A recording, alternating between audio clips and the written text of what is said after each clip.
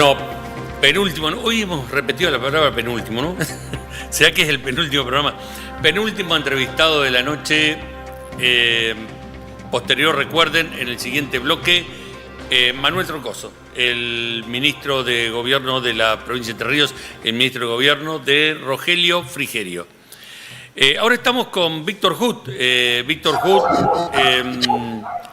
militante, dirigente gremial, dirigente y militante político. Bienvenido, Víctor, a Fuera de Juego. Hola, buenas noches. Gracias por la comunicación. Víctor, mira, en realidad te vamos a hacer un popurrí de temas, pero nos pareció interesante charlar por un escrito que vimos que habías hecho en las redes sobre el tema de las viviendas, el acceso a la vivienda de la gente, cómo se está manejando hoy el actual gobierno nacional y cómo repercute esto en la provincia de Entre Ríos con el viejo conocido IAPB. Sí, muy preocupante, y la repercusión es a corto plazo, a mediano y a largo. La proyección es terrible.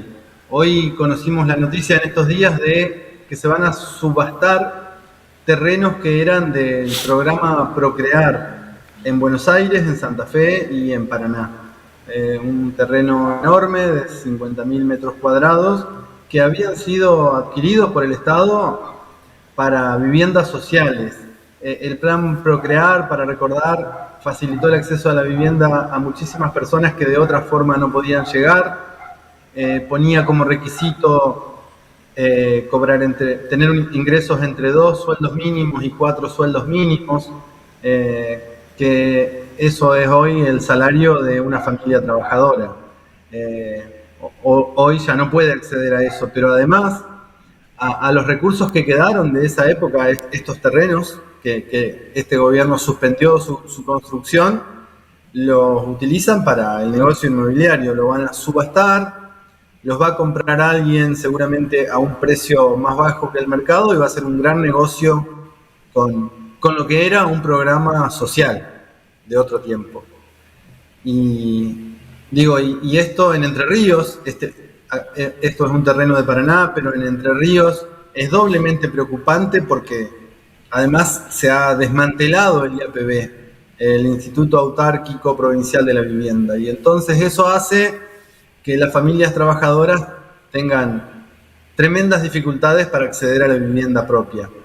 Y en estos tiempos que los alquileres suben, porque justamente la escasez de viviendas genera que los alquileres suban. Es muy complicado, digamos. Víctor, yo te pregunto esto, si por ahí tenés los datos, ¿cómo viene el derrotero desde que se creó el Procrear con los intereses accesibles? Luego, no quiero equivocarme, corregime si es así, se aplicó los índices UVA, que por ahí dejaron a mucha gente con muchos problemas. ¿Y qué pasó con el anterior gobierno? ¿Y qué es lo que está pasando ahora? Estamos hablando de unos 20 años, no sé cuándo, en qué fecha se creó el Procrear, digamos. Pero me gustaría saber el derrotero que ha tenido. Sí, el Procrear se creó, si no me equivoco, 2007, 2008, en esa época. Y lo que tenía era una cuota con una tasa fija, una tasa subsidiada por el Estado Nacional, pero que era fija, o sea, uno sabía lo que iba a pagar de ahí en adelante, sin sorpresas. No era tasa UVA, esos fueron otros créditos de vivienda de los bancos, y se podía acceder a la construcción de la vivienda con una cuota que era similar al pago de un alquiler. Hoy hay mucha gente que tiene su vivienda propia gracias a esta posibilidad, que es el cumplimiento de la Constitución Nacional, digamos. No es que se le ocurrió a un gobierno, simplemente cumplió con la Constitución. Y APB era lo mismo, tenía tasas que eran subsidiadas, que no eran altas. Uno accedía a su vivienda y si la podía pagar al principio, la podía pagar siempre, porque las cuotas no subían con tasas usurarias. Hoy eso se reemplazó en Entre Ríos. Hoy IAPB existe, pero funciona como una financiera. Su principal objetivo es otorgar créditos hipotecarios que tienen tasa UBI, que se actualizan con el costo de la vivienda. O sea que son créditos comunes y corrientes como te puede dar un banco, pero con la diferencia que IAPB se hacía cargo del terreno, de la urbanización y de la construcción, y después uno ingresaba y comenzaba a pagar. Hoy, para acceder a uno de esos créditos, antes hay que comprar un terreno urbanizado, con lo difícil que es eso para una familia trabajadora, y después pedir un crédito a tasas elevadas, que se hace muy difícil. Este año se sortearon 50 créditos en toda la provincia. Seguramente que las familias que necesitan vivienda social no pudieron acceder a esos créditos. Y escuché la noticia de que se van a construir 19 viviendas en Lucas González, en el departamento Nuevo Ya, que se están llamando a licitación. Y sabemos que eso lleva varios años. O sea que lo que vamos a ver es que en esta gestión de 4 años de gobierno solo va a quedar por la mitad 19 viviendas. Mientras que en los 10 años anteriores veníamos a un ritmo de 1.500 viviendas por año. Esas 1.500 viviendas por año hoy nos están faltando. Y digo, hoy la situación de la vivienda es complicada y se va a seguir complicando. Y a las familias trabajadoras tienen dos opciones: o pagar un alquiler que les lleva la mitad de sus ingresos, o armarse un rancho, como está sucediendo para quien necesita vivienda. Víctor, por ahí mencionaste el derecho constitucional a la vivienda, y hemos escuchado muchas veces que por ahí algunos políticos que han conducen el país, dicen, son solamente enunciativos, es imposible garantizar una perfecta salud, una vivienda para todos y demás, porque el Estado no aguanta eso. Pero sin embargo se demostró que sí, que se pudo. Y en Entre Ríos tuvimos durante muchos años la construcción sostenida de barrios enteros de planes de viviendas, y en todo el país. No se puede cuando no se quiere, cuando no se prioriza cumplir la Constitución, y cuando el interés principal no es la vivienda de nuestra gente. Ahí no se puede. Pero cuando la Constitución les conviene, la cumplen. Cuando no les conviene a los poderosos, no la cumplen. No es opcional el cumplimiento de la Constitución. Víctor, soy una persona ligada, o por lo menos que estuvo ligada muy fuertemente a lo que es el gremio docente, el principal gremio docente de la provincia, y muchas veces se convenía con el gobierno una especie de cupo para los docentes de casas del IAPB. ¿Hay, más allá del dato que diste, ¿no?, de las 19 casas en estos 2 años y demás, ha habido algún acercamiento del sindicato que te haya enterado y demás, para, aunque sea charlar, decir, bueno, ¿vamos a volver a la construcción de casas para docentes? No. Las últimas reuniones con la IAPB han sido para reclamar, porque quedaron viviendas hechas en la gestión anterior a las cuales les faltaba fijar la cuota. Y bueno, este gobierno fijó cuotas que son tremendamente alejadas de lo que era la cuota histórica. Entonces las reuniones fueron para eso, para que no maten a los docentes que habían accedido a las últimas viviendas que quedaban del plan anterior. Pero pensar en nuevos proyectos de vivienda, no. Y nosotros venimos desde el 2007 que arrancamos y construimos el sindicato docente 1.000 viviendas en toda la provincia, más otros barrios que se hicieron por acuerdo con IAPB. Había dos tipos de acuerdos. Uno era el que nosotros cedíamos el terreno, pero claro, era un campo no urbanizado. IAPB lo urbanizaba y construía las viviendas. Y el otro acuerdo era, en algunos planes, el 10% de los planes propios de IAPB para docentes. Así logramos que en varios lugares de la provincia nos quedamos sin docentes, sin viviendas. Pasado el tiempo, hoy pasa a ser nuevamente un problema de los docentes la falta de vivienda. Víctor, hablaste de las nuevas cuotas, las reuniones que te digo con el gobierno.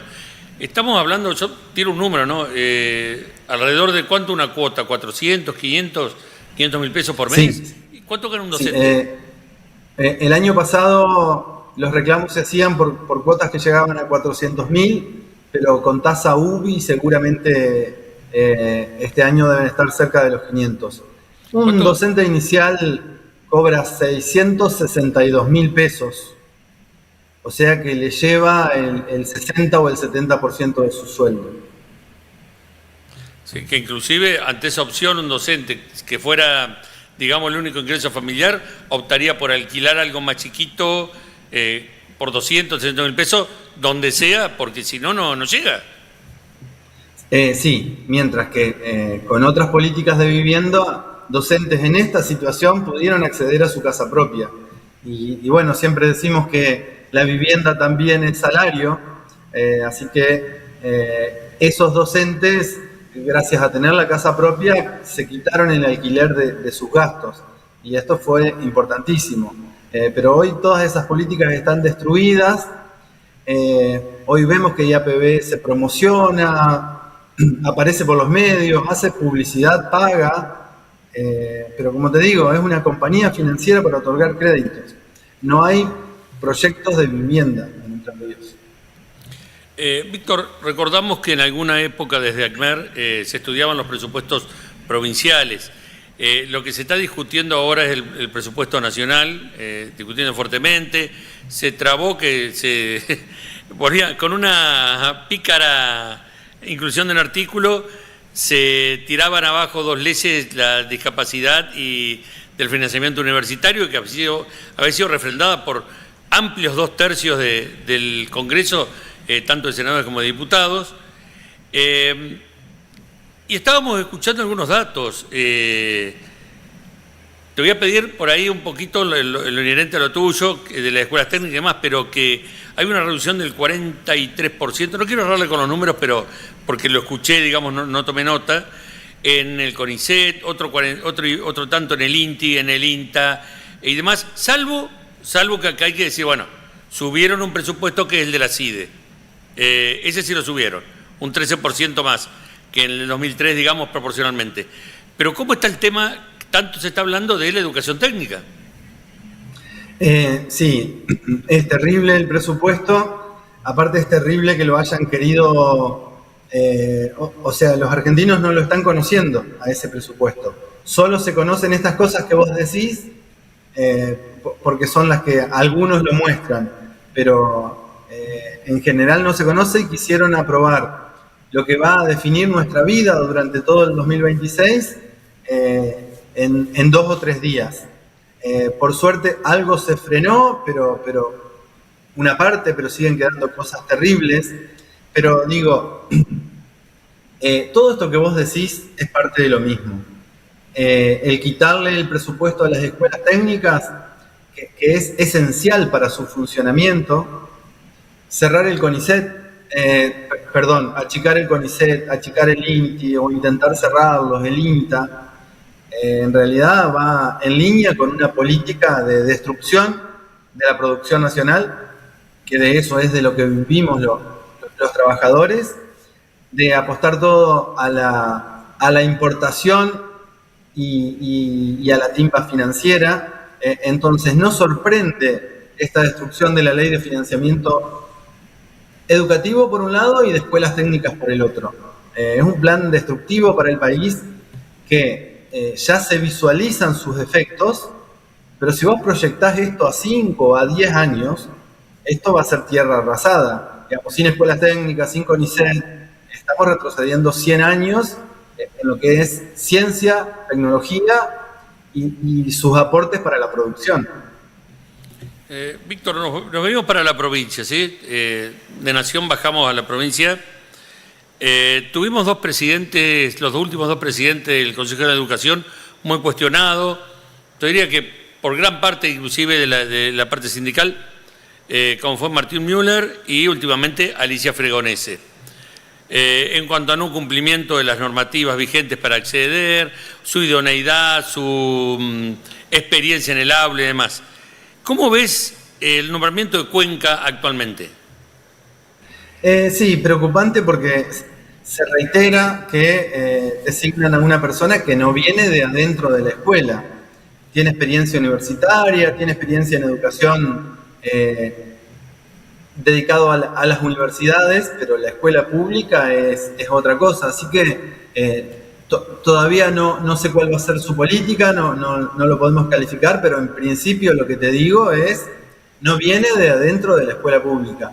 Y a esto lo sufrimos con Fregonese, que no conocía de qué se trataba la escuela pública, entonces uno por ahí solicita, reclama cuestiones que son elementales y directamente no te entienden cuál es el reclamo de las escuelas. Así que bueno, estaremos a la expectativa y veremos.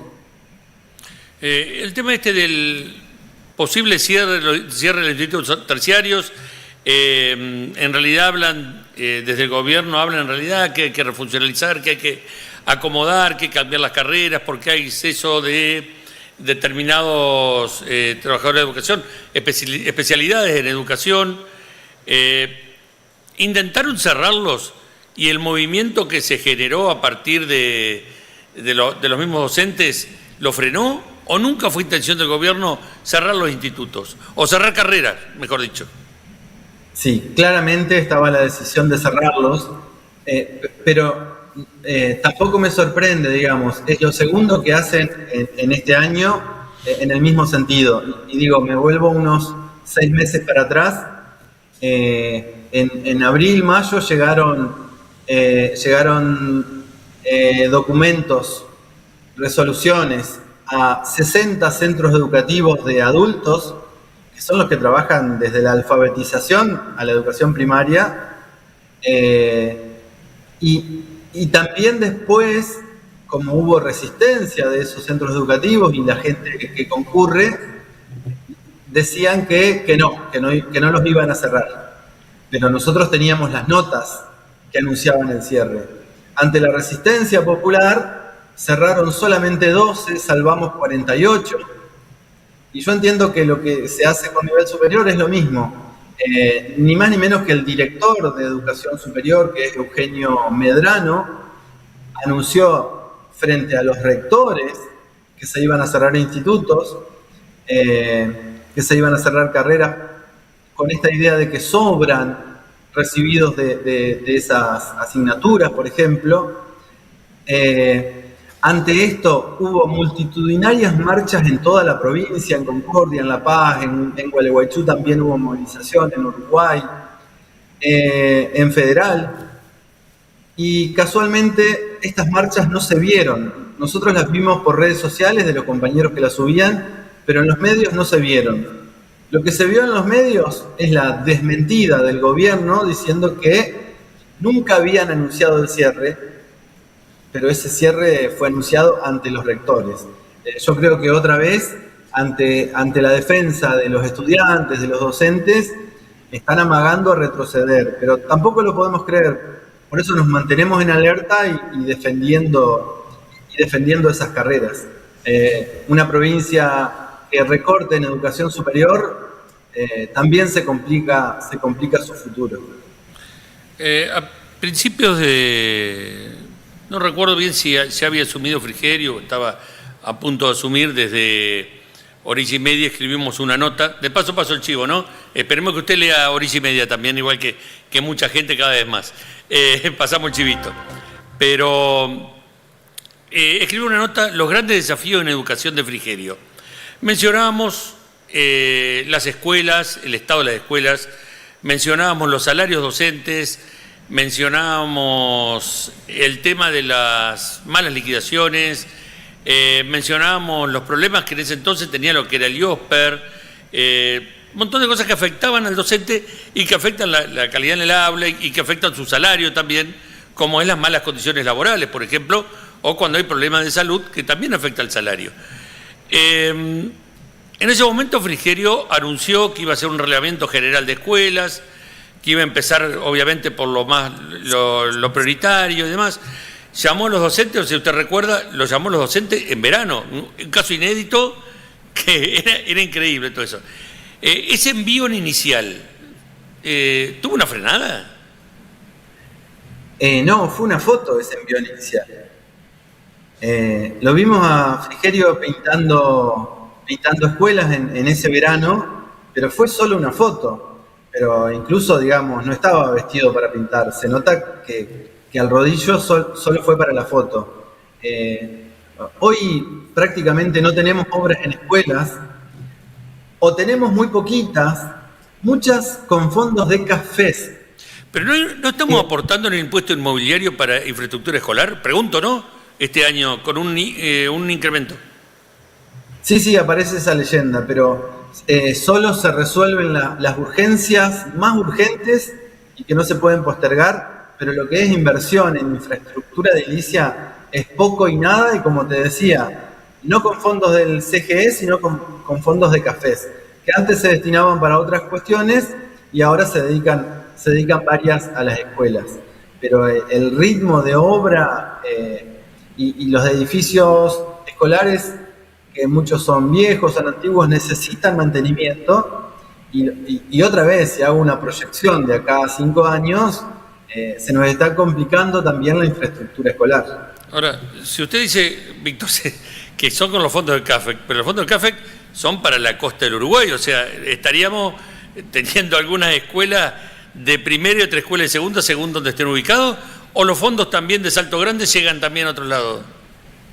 No, los que yo he visto son de la costa del Uruguay, son de esta zona, no sé en otros lugares, pero digo, por más que haya obra, el ritmo de obras es insuficiente, es mucho menor que lo que conocíamos antes. Lo que sí hay es una gran publicidad de las obras. Entonces, quizás quien está escuchando esta nota dice, pero si yo escuché que había obras. Sí, pero a cada obra la anuncian 1000 veces, pero es una sola. Mira, seguramente los televidentes recordarán la construcción de 3 aulas con ladrillos PET de plástico reciclado en la escuela 105 de Crespo. Yo la escuché 1000 veces en el año. Esa obra todavía no empezó. Pero digo, en el mensaje que le llega a la gente, parece que hicieron 3000 aulas con ladrillos PET. Son solo 3 y que todavía no empezaron. Se está llamando a licitación. Digo, hay mucha promoción, pero uno pasa por las escuelas y las obras no se ven. Menciono algo que afecta el salario, creo que vamos a coincidir, que es la salud, ¿no? La obra social era IOSPER, manejada por los sindicatos, con algunas... había quejas, había reclamos de parte de los afiliados y demás. Se decide intervenirla, se usa la frase, lo conversamos el otro día con el vicepresidente acá en este programa, el lunes pasado, con Ricardo García, la frase remanida... se robaban todo. Nos dijo que había 2 denuncias respecto al tema. Uno pensaba que por ahí podía haber más, ¿no? Pero bueno, y la respuesta de la gente dice, estamos igual o incluso estamos peor. Sin embargo, cada planteo que le hacíamos nosotros, que nos acercó, la audiencia nos acercó un montón de planteos. García decía, no, pero esto así, esto así. Obviamente algunos lo explicó y otros no dejaron conforme a la gente, porque inclusive luego del programa seguimos recibiendo algunos llamados. ¿Cómo es la visión desde el lado del docente hoy respecto a OSER? Sí, la situación de IOSPER siempre fue difícil, porque hay que tener en cuenta que muchas otras obras sociales sindicales tienen solo a los activos y a los jubilados los pasan a PAMI. El jubilado, digamos, es el afiliado más costoso. Nos va pasando eso a medida que crecemos. Claro. Por eso siempre a IOSPER se le complicó. Pero dentro de esa complicación siempre se buscó lo mejor para los afiliados y uno veía que se buscaba lo mejor. Brindar un servicio que no sea burocrático, que le resuelva las problemáticas a la gente. Hoy después de esta intervención y de esta quita de la obra social a los trabajadores,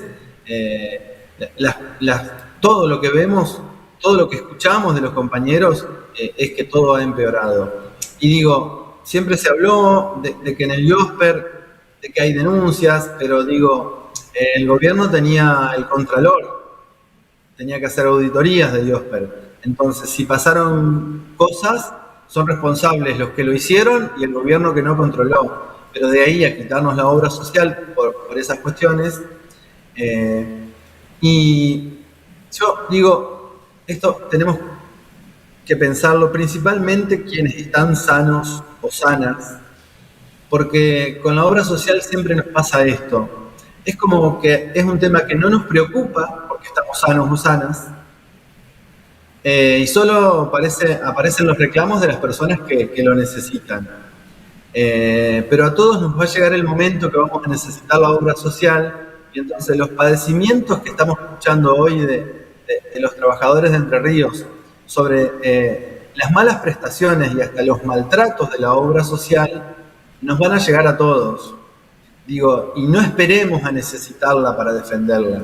Yo creo que hoy tendríamos que reclamar la devolución de la obra social a los trabajadores, porque lo que ha mostrado este tiempo es bastante calamitoso. Digo, lo que antes uno podía resolverlo en un día, de ir a la oficina de la obra social, ahora uno tiene que... muchos hablan del vía crucis para conseguir una orden.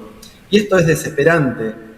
O lo que antes se autorizaba en una hora, ahora hay que enviarlo a Paraná, se autoriza a las 72 horas. Y esto genera que todas las prestaciones se vayan pateando para adelante, que la gente se vaya enfermando más por el trámite de la prestación que por la enfermedad que tenía. Y hay trabajadores que te dicen, yo prefiero sacar la orden, pagar la consulta de mi parte antes que hacer todo ese trámite burocrático que me enferma. Y quitas específicas, los anteojos se cubrían al 100%, hoy no se cubren anteojos. Odontólogos había pocos, ahora hay uno. Los medicamentos crónicos que eran al 100% pasaron al 70%. Se quitan medicamentos crónicos, entonces uno los tiene que pagar o los tiene que sacar como medicamento común, y eso le ocupa el cupo para el resto de los medicamentos. Digo, y hay personas grandes que necesitan varios medicamentos al mes. Y hoy están sufriendo, además de la enfermedad, los maltratos de OSER. Entonces digo, sí, el gobierno consiguió votos en el Senado de forma muy rara, digamos, y logró estatizar la OSER, pero la lucha no terminó ahí. Y nosotros vamos a seguir intentando recuperar nuestro IOSPE, porque lo tuvimos 40 años con dificultades, pero siempre sabiendo cómo eran las cosas. Hoy todo está empeorando. Víctor, nos queda muy poquito tiempo y nos quedan un montón de temas. Nos queda salario, nos queda caja de jubilación y no nos va a alcanzar el tiempo. Pero tampoco queríamos dejar de preguntar sobre el tema OSER. El gobierno dice, bueno, se transforma en esto, va a haber un director, va a haber dos más, y va a haber dos representantes sindicales, uno de UPCN y otro de ACMER, por sindicatos mayoritarios, todo, pero bueno, fue una decisión un tanto arbitraria, es decir, de este sindicato y de este, basándose creo que en la cantidad de afiliados de cada uno. No quiero equivocarme en eso, pero ¿el estar adentro de la obra social sirve porque están en minoría? Sí, no tenemos nada que ver con la toma de decisiones.